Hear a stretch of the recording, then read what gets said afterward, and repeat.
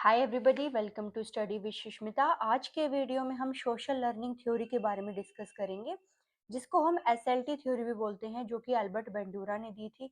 इसमें उन्होंने कहा था people learn by observing other. People learn by observing other मतलब दूसरों को देख के बच्चे सीखते हैं, लोग सीखते हैं। दोस्तों, एल्बर्ट बेंडूरा की ये थ्योरी जो है बिहेवियरिज्म और कॉग्निटिव थ्योरी के बीच में एक ब्रिज का काम करती है। इसका मेन आइडिया ये है कि हम सिर्फ अपनी गलतियों से नहीं सीखते, बल्कि दूसरों को देखकर भी सीखते हैं, राइट।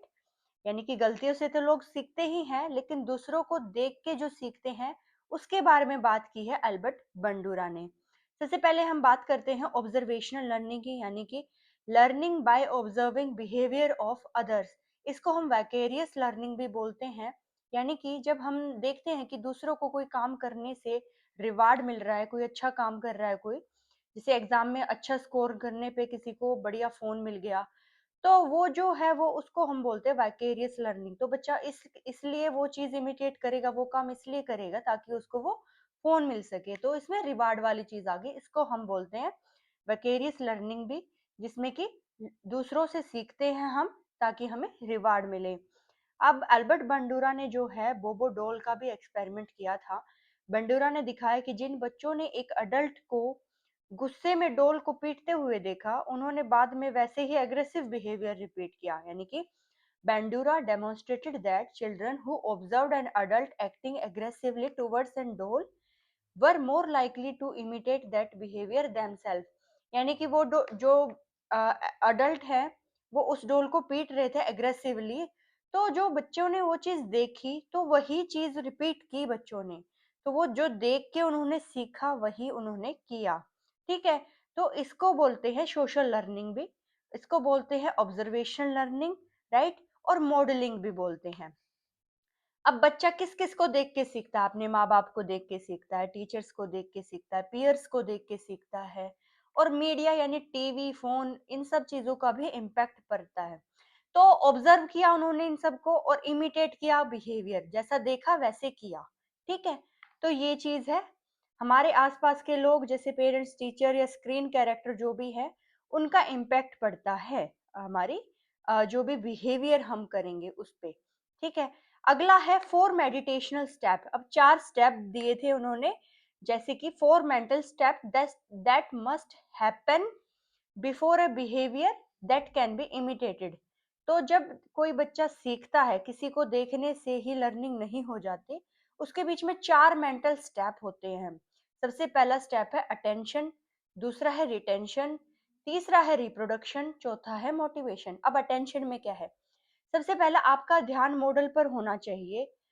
अगर आपका ध्यान भटका तो लर्निंग नहीं होगी। यानी कि आपने फोकस के साथ अपने मॉडल को देखा, यानी आपका जो पेरेंट्स है या टीचर आपने मॉडल बनाया है, तो आपने फोकस के साथ उसको देखा, अटेंटिव रहे आप, तो वो चीज आपको लर्निंग में हेल्प करेगी।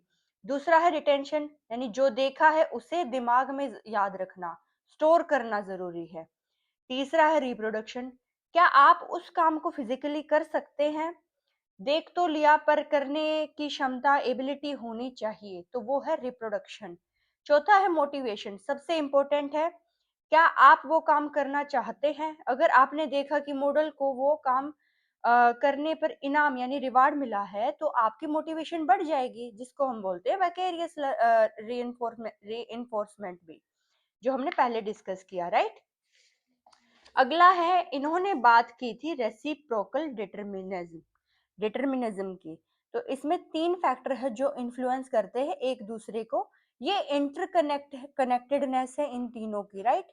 अब रेसिप्रोकल डिटर्मिनिज्म में इन्होंने क्या बताया? बंडूरा के मुताबिक हमारी लाइफ में 3 चीजें एक दूसरे को अफेक्ट करती हैं। वो कौन सी है? पर्सनल फैक्टर, यानी कि आप खुद, बिहेवियर यानी कि जो काम आप कर रहे हैं, जो एक्चुअल एक्शन आपने परफॉर्म किया वो, तीसरा एनवायरनमेंट यानी जिस सराउंडिंग में, आसपास का माहौल, दोस्त, फैमिली, वो सब चीजें।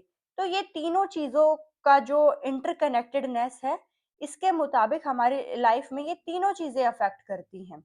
आपका दिमाग, आपकी सोच, आपकी पर्सनैलिटी, और जो आप काम कर रहे हैं, एक्शन कर रहे हैं, वो चीजें, एंड सोशल कंटेक्स्ट, सराउंडिंग, ये सारी चीजें आपकी लाइफ में इम्पैक्ट करती हैं।